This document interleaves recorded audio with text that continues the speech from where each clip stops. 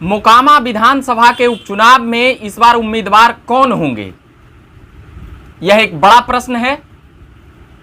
और पिछले 5 बार से अनंत कुमार सिंह वहां से विधायक चुनकर आते रहे हैं, मगर अभी कुछ परिस्थितियां ऐसी बनी है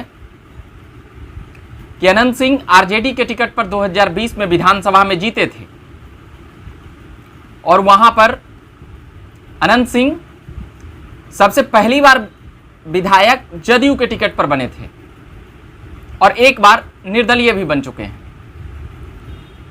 और पूर्व में उनके भाई दिलीप सिंह भी वहां से विधायक रह चुके हैं।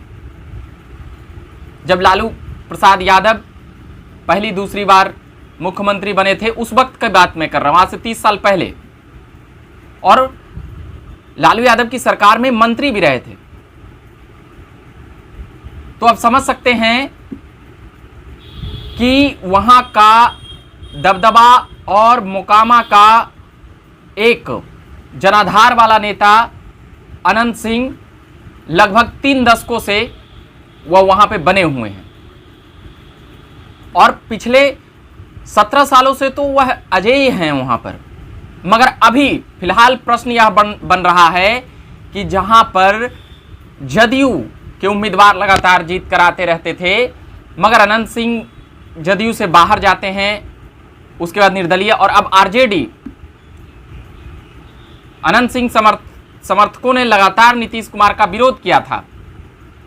उनको नेता प्रेस कॉन्फ्रेंस करके तमाम बातें करते थे नीतीश कुमार के खिलाफ, ललन सिंह के खिलाफ, नीरज कुमार के खिलाफ, जो नीरज कुमार यहां के प्रवक्ता हैं और मोकामा से कभी विधानसभा चुनाव लड़े थे और अनंत सिंह के खिलाफ हार गए थे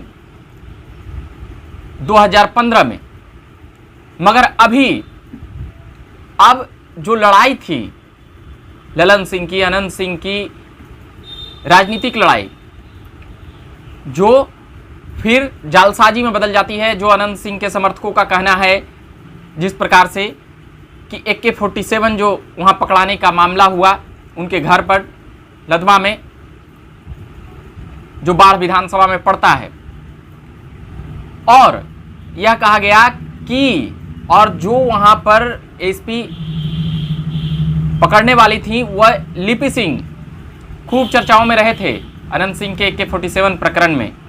अनंत सिंह समर्थकों ने साफ कह दिया कि सरकार ने वहां पर रखवाया है और सरकार द्वारा यह साजिश की गई है, सीधे तौर पर मुख्यमंत्री नीतीश कुमार को घेरा गया। उसके बाद ललन सिंह का इसमें नाम आया था जब 2019 लोकसभा में अनंत सिंह कांग्रेस के भी टिकट पर लोकसभा चुनाव लड़ते हुए नजर आए थे और कांग्रेस के चुनाव पर तो वहां से वो हार जाते हैं, मगर ललन सिंह का ये बयान था कि हेमियोपैथिक इलाज करेंगे हम,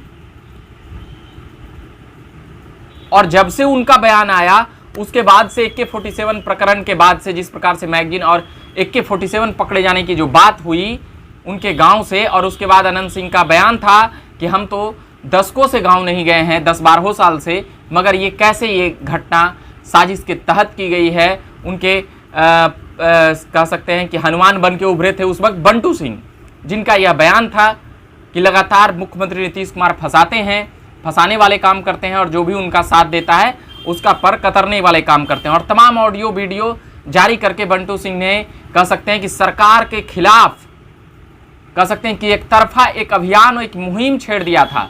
उसके बाद वो आरजेडी में के प्रवक्ता जाकर बनते हैं।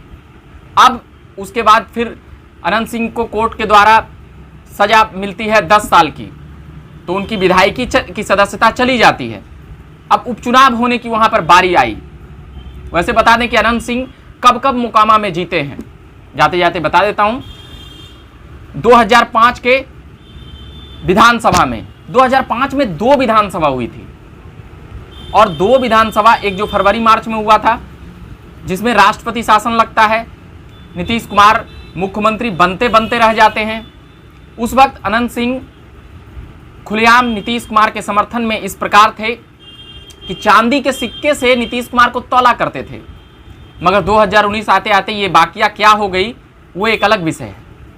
मगर 2005 में पहली बार विधानसभा जीते, फिर 2005 में नवंबर में जीते और मुख्यमंत्री नीतीश कुमार बनते हैं। यानी 2005 में 2 बार, फिर 2010 के चुनाव में जीते।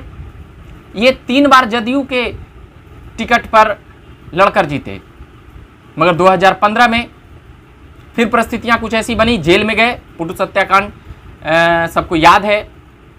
उसके बाद फिर वो निर्दलीय वहां से लड़े और जीत लिए चुनाव जेल से। 2020 विधानसभा में भी वह जेल में थे और वो चुनाव जीत लिए।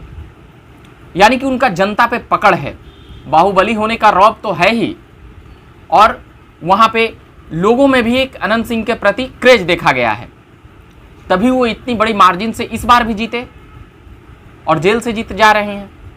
तो वहां की सियासी समीकरण कह सकते हैं कि बाहुबली अनंत सिंह पर वहां पर जनता भरोसा करती है। और अब जो बातें आ रही थी, जब उनकी पत्नी से पिछले ही महीने जब उनका इंटरव्यू बाइट लेने के लिए गए थे, तो जो बातें आई कि वो वहां से दावा ठोकी थी और वो वहां से चुनाव लड़ने के लिए हामी भरी थी और चुनाव लड़ने के लिए बोली थी। मगर जिस प्रकार से अनंत सिंह को ललन सिंह के द्वारा वहां पर कह सकते हैं कि लोकसभा चुनाव के बाद वक्त होम्योपैथिक इलाज करने की जो बात आई, उसके बाद से ही कई माहौल इधर से उधर हुए मोकामा का समीकरण। मगर अब क्या होगा, यह प्रश्नवाचक चिन्ह है। आप बताएं कि मोकामा से किनको लड़ना बेहतर रहेगा और लड़ेंगे तो कौन जीतेंगे। ये तमाम बातें थी। पिछले 5 विधानसभा से अनंत सिंह को वहां पर कोई हरा नहीं पाया है। पिछले 5 चुनावों से वह लगातार भारी मतों से जीतते रहे हैं।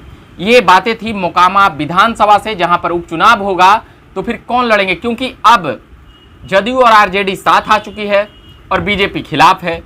तो बीजेपी अभी विपक्ष में है, तो बीजेपी अपना कौन सा उम्मीदवार देगी, बीजेपी के लिए वहां पर क्या सियासी समीकरण है, यह तमाम बातें हैं। आप बने रहिए झकास भारत के साथ और कमेंट बॉक्स में जवाब देना ना भूलें कि वहां से कौन बेहतर उम्मीदवार हैं, किस पार्टी के लिए, और कौन जीत सकते हैं।